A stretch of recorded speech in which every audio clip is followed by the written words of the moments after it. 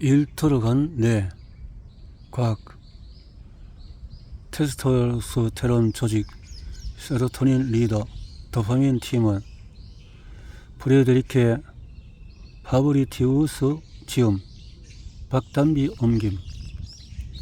내 친화적인 회사에는 나쁜 직원이 없다. 브랜들리 워크플레이스.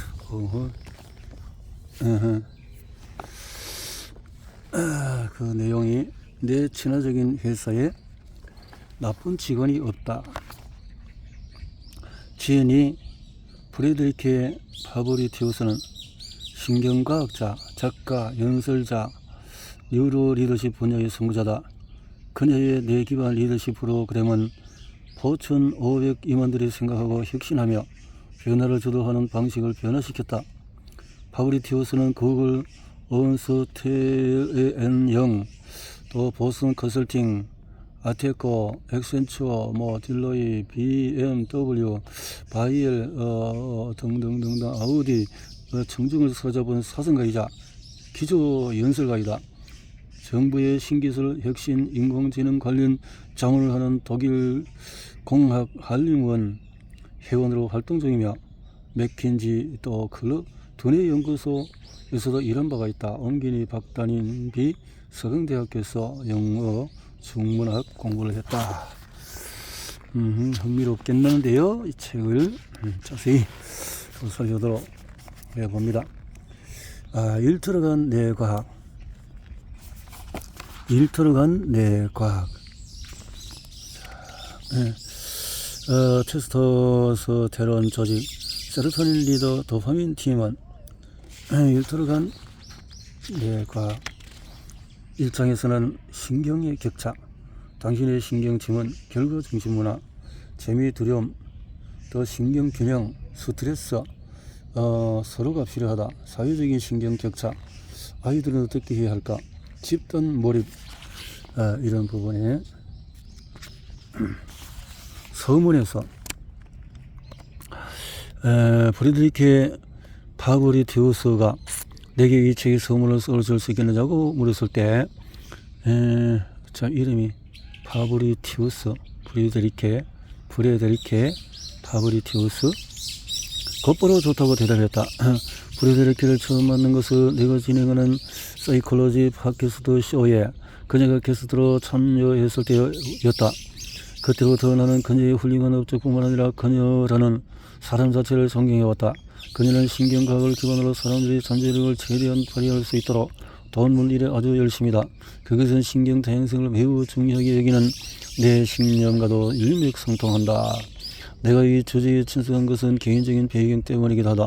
나는 어린 시절에 특수교육을 받고 자랐고 또 이 책은 사람들 일터에서 최선의 기량을 발휘할 수 있는 방법들을 아주 신선한 관점에서 탐구한다. 한 가지 명심해야 할 것은 신경지문을 고정된 개념으로 간주해서는 안 된다는 점이다. 우리의 신경지문은 하루 종일 변한다. 관리자라면 이것을 세심하게 기억하여 사람들에게 하루의 어느 시간에 어떤 일을 배정하는 것이 좋을지를 고려해보는 것이 좋겠다. 이 책은 우리의 사고의 다양성을 제거해야 한다는 기본 사실을 강조하면서 동시에 사람들 각자의 동기가 아주 다를 수 있다는 점에도 주목한다. 너무나 많은 것들의 불분명한 현재 상황에서 이 책은 아주 시기적절하다고 할 수 있다. 사람들의 스트레스 수준은 실로 엄청나다. 의미를 갈구하고 세상과 일터에서 자신의 고유한 가치는 무엇인지 알아낼 방법을 간절히 찾고 있다. 하지만 내가 전부는 아니다. 내가 몸은 우리 환경과 깊이 연관되어 있다. 신경지문은 자신을 심층적으로 파악하게 하는 신속한 방법이지만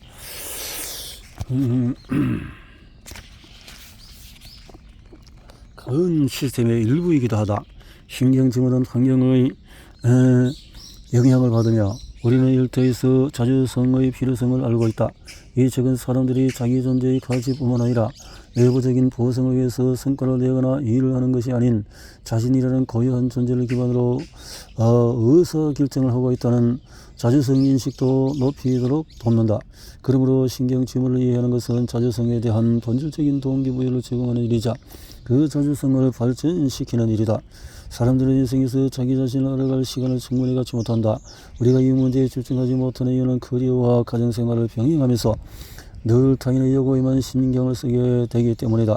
외부적인 요구가 너무 많은 나머지 사람들은 자신을 발견할 시간조차 낼 수 없다고 생각한다. 하지만 내가 주로 집중하는 자기 실현의 여정은 무엇보다도 스스로에게 가치가 있다는 사실을 깨닫는 것이다.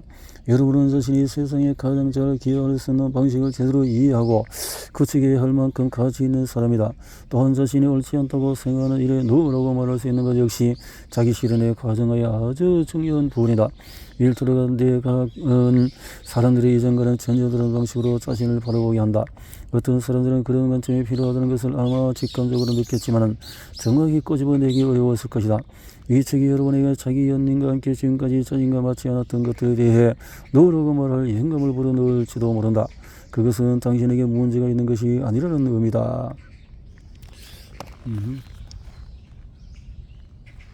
영감을 불어넣을지도 모른다.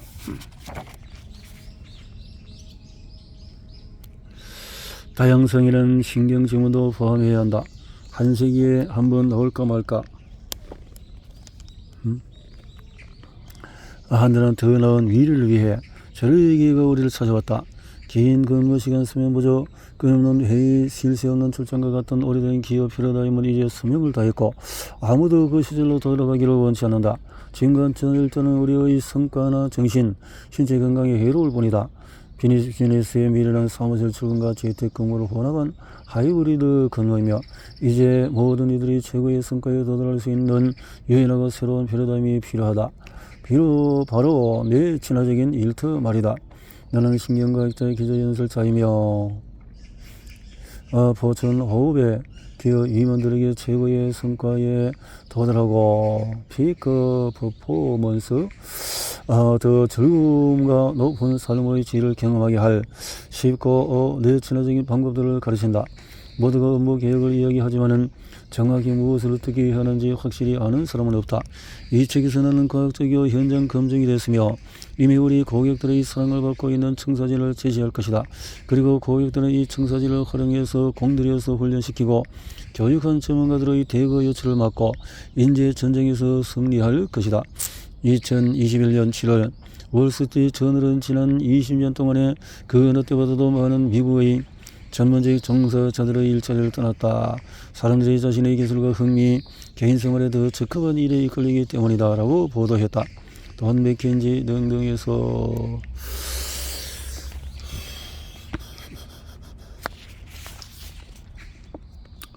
글로벌 인재 예를 들어서 34만여 직원의 교육을 관리하는 리아즈 샤는 내게 말했다. 모든 것이 예전처럼 완전히 개방되기 시작하면 불만이 있었던 사람들은 자신이 정말 있고 싶은 것을 찾아서 떠날 것입니다. 내친화적인 일터는 사람들이 자신의 뇌가 최적으로 기능할 수 있는 방식에 맞게 일하도록 장려하기 때문에 인재들을 붙들어둘 수가 있다. 그런 일터는 서로 다른 뇌를 지닌 직원들이 팀에 각양각색의 아이디어를 가져오리라는 것을 알고 소중히 여긴다. 또 내친화적인 일터는 재미를 중시해야 한다. 나는 고객들에게 일에 재미가 없다면 지금 최고의 성과를 발휘하지 못하고 있는 겁니다 라고 말하곤 한다. 이 책에서 여러분은 우리 인격이나 스트레스 및 정보를 처리하는 방식에 강력한 영향을 끼치는 4가지 뇌 속의 화학물질의 고유한 신경지문을 알아보고 자신은 어디에 속하는지 파악할 수 있을 것이다. 여러분은 최적의 스트레스 포인트를 찾고 재미에 두려운 집중을 이용해서 최대로 성과를 내는 법도 터득할 것이다. 그러게 하면 아이디어가 샘솟게 되고 활력과 영감, 생동감을 느낄 수가 있다. 또한 서로 다른 신경 지문을 지닌 동료들을 이해할 수 있는 귀중한 생각의 틀을 얻을 수가 있을 것이다. 그것은 집에서도 마찬가지다. 과거에 나와 남편이 서로 보며 답답해했던 것들은 서로 다르지만 상호 보완적인 우리의 신경 지문 탓임을 알고 이제는 안심할 수가 있다. 내 고객들은 자신과 직원들의 성과는 물론 인재 유지율과 성별 다양성도 높아졌다고 얘기한다. 왜일까? 여러분의 재미, 두려움, 집중을 이용해서 손쉽게 몰입 상태에 들어가면 더 짧은 시간에 더 많은 것들을 해낼 수 있기 때문이다. 따라서 충분히 운동하고 충분히 잠을 자고 건강한 음식을 먹고 개인 시간을 보낼 여유가 생기면 더 행복해지는 것은 당연하다. 회사가 직원들이 존중받는다고 느끼게 해주고 자녀 돌봄, 재택근무 등등을 해주면은 내 고객들은 사람들을 바꾸려고 해서는 대신에 일터를 변화시키고 있다. 동해 번쩍 서해 번쩍 하던 기업 임원들은 본의 아니게 해외 출장, 극도의 스트레스 등등등 벨라 판티는 그가 온직으로 누린 삶을 다시 시작하고 싶어서 좋음이 있어질 것이라고 생각했다. 하지만 놀랍게도 그는 말했다. 나는 국내나 해외 출장을 단 1초도 그리워해 본 적이 없어요. 그 시간에 뭘 했냐고요? 운동을 하나 자녀들과 시간을 보내죠. 오히려 일이 더 잘 되더라고요. 내 지인 중에서 예전 방식으로 돌아가면 참 좋겠어 같은 소리를 하는 사람은 단 한 명도 없어요. 직장생활로부터 탈출은 사실 글로벌 위기 전에 이미 시작이 됐다. 특히 고등교육을 받은 여성들이 놀라운 속도로 직장생활을 그만두고 있다. 직장생활을 그만두는 이제 시점이 됐다. 프로젝트가 그렇게 되어지고 있다라는 거네요. 직장생활을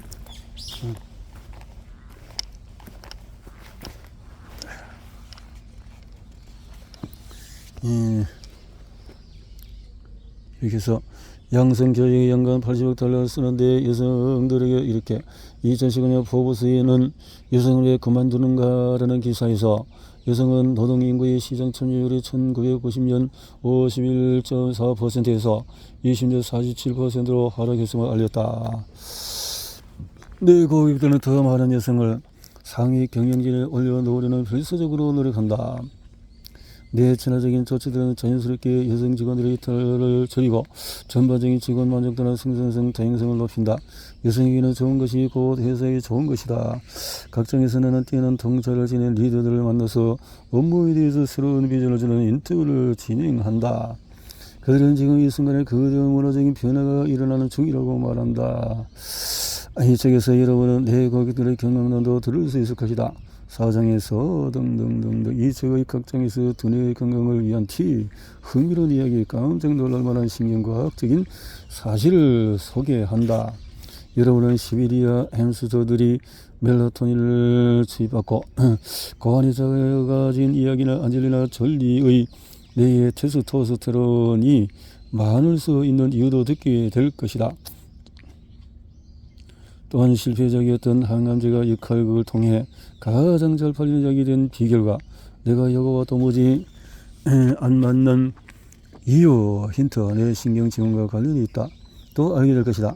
성별, 인종, 성적 기호에 따라 차별에 맞서는 것은 매우 중요하며 나는 이 싸움을 온 힘을 다해서 지지한다. 이 책에서 나는 지극히 중요한 서로 다양한 성에 기반하여 또 다른 차원의 새로운 포용이 필요하다는 주장을 펼칠 것이다.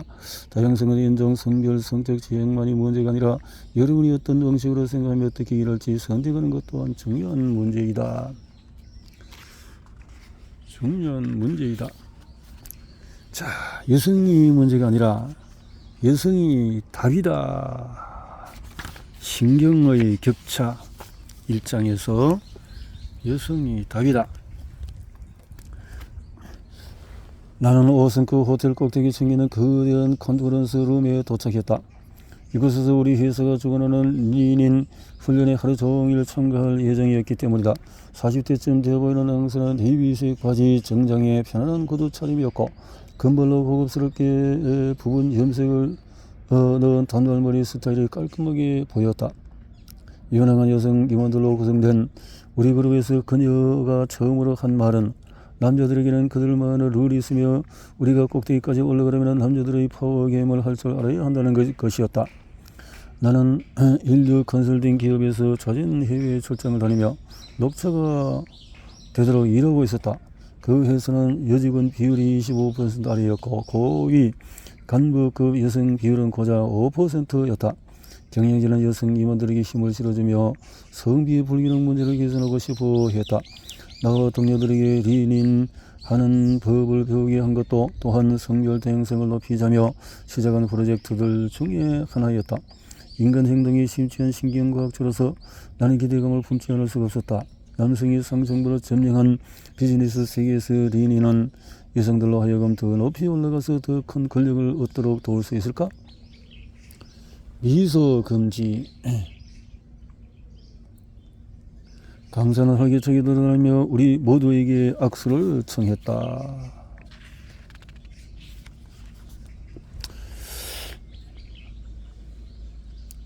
악력이 약하면 그네가 그만하라고 말할 때까지 몇 번이고 손을 흔들어야 했다. 내 공손한 악수도 부럽게 신세를 면치 못했고 나는 점점 더 세게 안간힘을 쓴 끝에 겨우 강사를 만족시킬 수 있었다. 다음 사람 차례가 되었을 때 처음에는 나무꾼이라도 한 기분이었다. 모두와 악수를 끝낸 강사는 이제 우리가 돌아다니며 악수를 해보고 소감을 이야기하라고 했다. 더 세게요. 꼭 적은 생선을 만지는 느낌이었어요.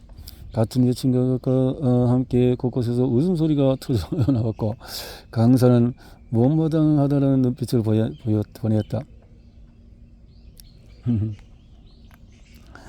다음에 배운 내용은 만만하게 보이지 않으려면 질문은 금물이며 항상 명령대로 말해야 한다는 것이었다. 우리는 늘씩 짝을 지어서 한 사람은 상사를 따라 한 사람은 부직원을 역할을 했다. 나는 소녀 같은 목소리를 낮게 깔고 강사의 성이 찰 때까지 내일까지 보고서를 올리도록 해 라고 5번까지 외쳐야 했다. 또다시 여기저기서 키득거리는 소리가 들렸다. 정말이지 어색하기 짝이 없었다. 우리 대부는 혹시 내일까지 이 보고서를 보내줄 수 있을까요? 그러면 정말 고맙겠네요? 라고 물어보며 미소까지 지어주는 쪽을 훨씬 더 자연스럽게 느꼈다. 하지만 미소라고? 그건 크나큰 실수라고 한다. 웃으면 안 돼요. 강사가 소리쳤다. 남자들은 미소를 연약함이나 낮은 지위의 신호로 인식할 겁니다. 웃는 건 퇴근 후에나 해요. 그녀가 우리를 노려보는 동안에 숨죽여 기득거리는 소리가 또다시 들려왔다. 이제 강사는 우리에게 그들은 회의 테이블에 앉으라고 손질했다. 회의실에 이렇게 앉았을 때 말이죠. 우등머리에게만 말을 걸도록 하세요. 다른 사람들은 정말 무시해도 좋아요. 우등머리가 듣고 있다면 나머지는 알아서 여러분에게 집중할 겁니다. 내가 손을 들자 강사가 무뚝뚝하게 고개를 끄덕였다. 나는 목소리를 최대한 낮게 깔고 질문조로 말하지 않도록 신경을 쓰며 이야기했다. 저는 보통 사람들을 만날 때 자리에 있는 모든 사람에게 말을 걸어서 포용적이고 친근한 분위기를 만들려고 합니다. 그는 너무나 약해요. 강사가 말했다. 가장 높은 사람에게 말을 거세요. 그러면 모두 집중할 겁니다. 움츠리지 말고 활짝 어깨를 펴요. 가능한 많은 공간을 차지해요. 아무도 그 공간을 침범하게 두지 말고요. 여러분은 여왕입니다. 그 누구도 여왕을 건드릴 수는 없죠. 다음으로 우리는 유명한 영상을 하나 시청했다. 우리보다 훨씬 멋들어진 회의 테이블에 앉은 앙겔라 마르켈 전 총리 뒤에 이런 미국의 조지 부시 전 대통령이 다가오는 장면이었다. 강선한 것이가 메르켈의 어깨를 따뜻하게 감싸는 모습을 소름 친다는 뜻이 바라봤다. 이게 바로 남자들의 파워 게임이라는 겁니다. 절대 그 누구도 여러분에게 이런 짓을 하게 둬서는 안 돼요. 강사가 악섰다. 우리는 또다시 사람들의 등을 최대한 세게 두드리고 돌아다니면서 남성탈 이 실의 분위기를 내려다보며 애썼다. 킥킥 소리가 어김없이 뒤따랐다. 트레이닝이 끝날 무렵에 우리는 새 멘토는 최후의 팁을 전수했다. 차를 구입할 때는 경차를 부르지 마세요. 여자들은 작고 실용적이며 친환경적인 자동차를 선택하는 경향이 있죠. 하지만 남자들에게는 사회적인 지위가 아주 중요해요. 여러분도 이제 그렇게 느끼겠지만요. 큰 차, 고급 시계, 값비싼 보석, 명품 지갑 같은 것들은 모두 높은 사회적인 지위를 상징하죠. 남자 동료들은 그런 것을 여러분을 존중해 줄 겁니다. 뭐든지 크게 가세요. 아니면 집에 가든가. 여성을 고치려는 노력의 실패. 기업들은 더 많은 여성들을 상위 경영진으로 올려보내려고 큰 돈을 쏟아붓는다. 수많은 연구들에 따르면 여성 리더가 이끄는 일터가 더욱 즐겁고 생산적이며 수익을 잘 내기 때문이다. 한 예로 이런 것이 있다. 우리 회사는 여성 임원들은 역량 강화에 훈련을 보낸 덕을 봤을까? 더 많은 성별 다양성 프로젝트들이 뒤를 따랐다. 나를 포함한 여성 동기들은 모두 그 회사를 떠났다. 마지막으로 확인했을 때 그 회사 주주총회 구성원 30명 중에서 여성은 고작 4명이었다. 거기에 여성 리더의 비율은 11%에 그쳤다. 한편 나와 함께 입사했던 남자 동기 중에는 파트너까지 올라간 경우도 적지가 않았다. 파트너까지? 글로벌 팬데믹은 상황을 더욱 악화시켰다. 2011년 맥킨지와 린 인닷오그가 발간한 직장 내 여성 보고서에 따르면 여성 4명 중에 1명은 일을 그만두거나 업무가 더 단순하고 보수가 낮은 직장으로 옮길 생각하고 있었다. 최대 200만 명의 미국 여성 근로자들이 직장을 떠날 수도 있다는 뜻이다. 여성은 가장 큰 퇴직 요인으로 무보수 노동의 부담을 끌어졌다. 장보기, 요리, 청소, 전혀 또 돌보 이런 같은 걸 남성을 고치려는 노력, 회사는 임원들에게 무의식적인 편견인식 훈련을 제공하며 성별 격차를 좁혀나가려고 노력하기도 했다. 이 훈련은 본래의 목적은